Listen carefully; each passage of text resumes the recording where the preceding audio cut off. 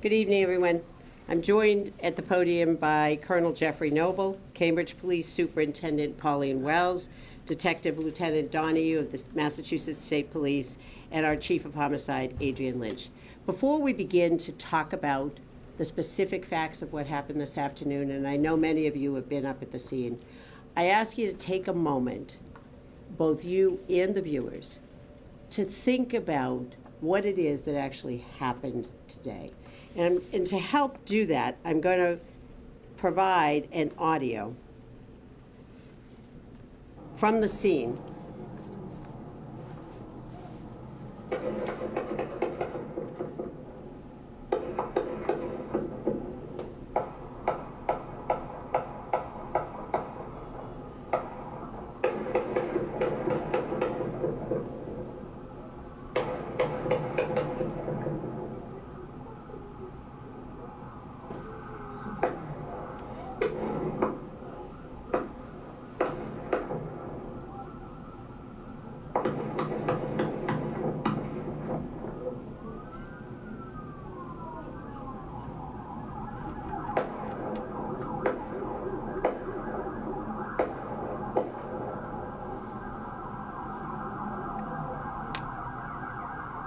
Sometimes these situations can seem a bit impersonal. What you just heard was Memorial Drive in Cambridge at 1:30 on Monday afternoon. I would venture to guess that there is no one in this room who hasn't had occasion to travel along that stretch of Memorial Drive, particularly on a beautiful day like today, and to be aware of the traffic, the vehicular traffic, the pedestrian traffic, the traffic on the river. And I ask you to keep that in mind as we describe what it is that took place and the response that we saw on Memorial Drive today. Approximately 1:06 p.m. Today, Cambridge Police received a 911 call from the Boston Police. Boston Police was reporting that there was an individual who later was placed under arrest in this incident, who they believed was in Cambridge, that individual had been observed to be acting erratically, and that they believed the suspect to be in possession of a rifle. Massachusetts State Police began a response to that area on Memorial Drive, as well as Cambridge Police. By the time they were making their arrival, there was already an active shooter situation. That individual was already traveling down the middle of Memorial Drive. Cars were stopped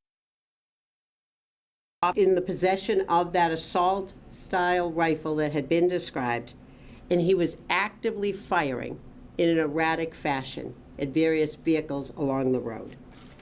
In the course of doing that, two males in vehicles separately were struck by gunfire.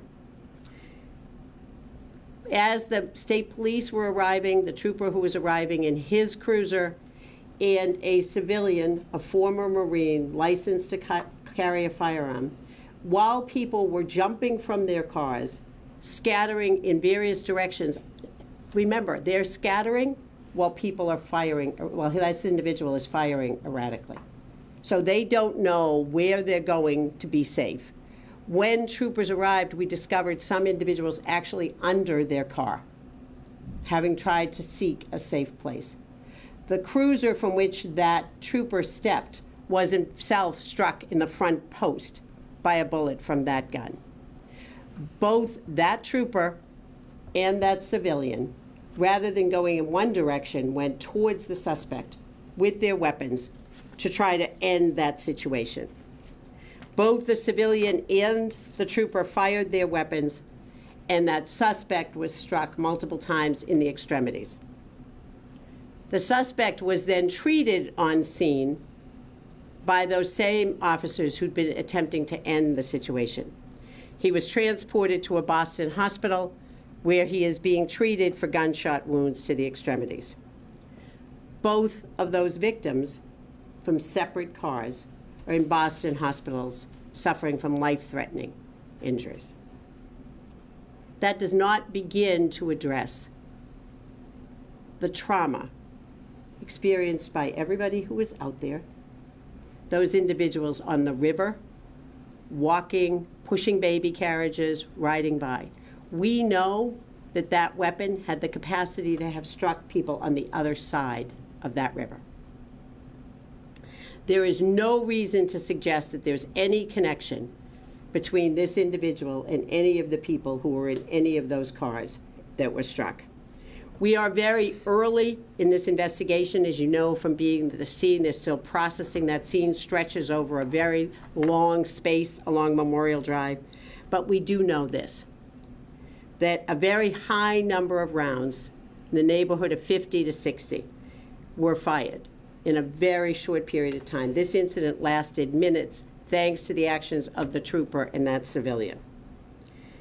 This incident occurred, as I said, in a very busy part of the afternoon with lots of people there.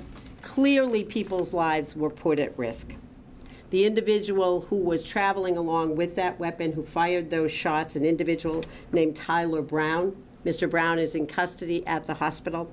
He's going to be charged with 2 counts of armed assault with intent to murder, possession charges with respect to the weapon, as well as a variety of other charges as we unfold what took place exactly, and we have a chance to speak to the many, many people who were out there.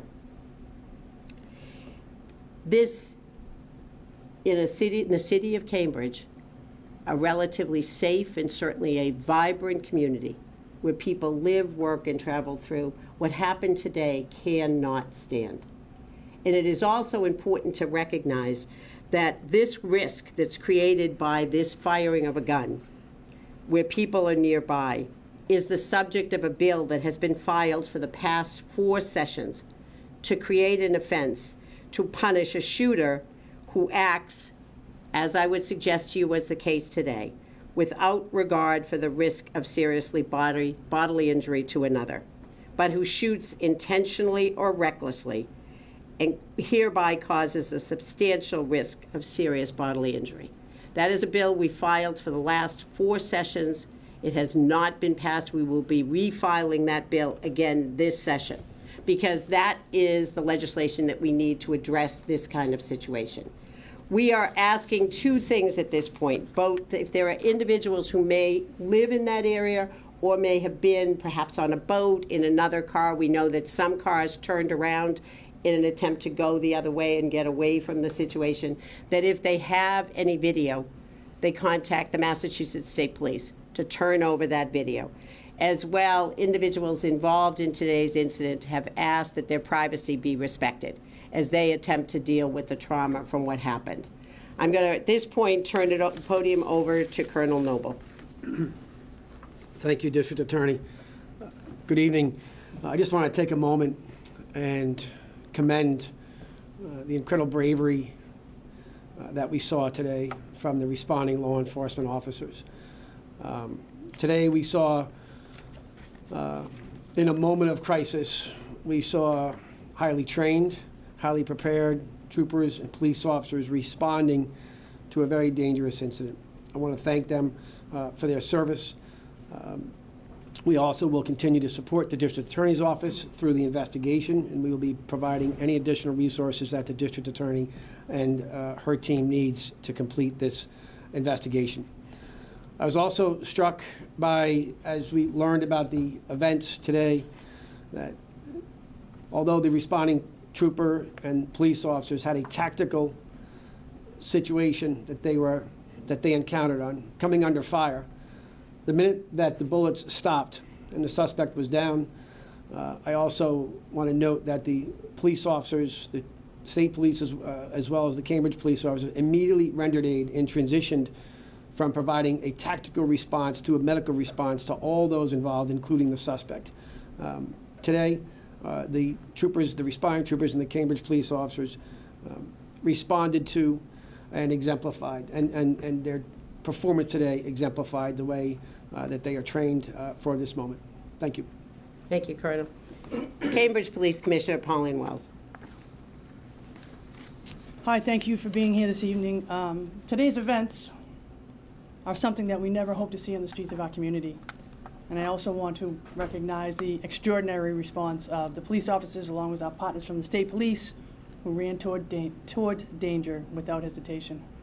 and they worked together under incredibly difficult circumstance to help protect life during a very chaotic situation. Without their quick and selfless acts, today's situation would have been a lot worse, 50 to 60 rounds. Active shooter situations are something we train for, but we never want to see. Right now, we ask that you keep those officers in the community and the victims in this case and all those impacted in your thoughts. Thank you very much. Recognizing, as I said earlier, that we are very early in the investigation, I'll take a few questions. Can you tell us anything about Mr. Brown, Tyler Brown, age, where he's from, et cetera? Mr. Brown is from Boston, apparently was in the process of moving here. We understand that Mr. Brown was under the supervision of either the Massachusetts Probation Department or Department of Parole. Was one of the victims who was shot driving a vehicle, was he driving an MBTA bus? It was a ride-type vehicle, yes. And is that person one of the people that's in Critical condition, yes. How about the other person? What vehicle, kind of vehicle were they? A sedan, their own personal Was sedan. the black SUV that was on scene with shattered windows, did that belong to the suspect or another person? We're still in the process of, as you saw, there are a number of vehicles out there, a number of vehicles with gunshot damage. We're in the process of piecing that all together.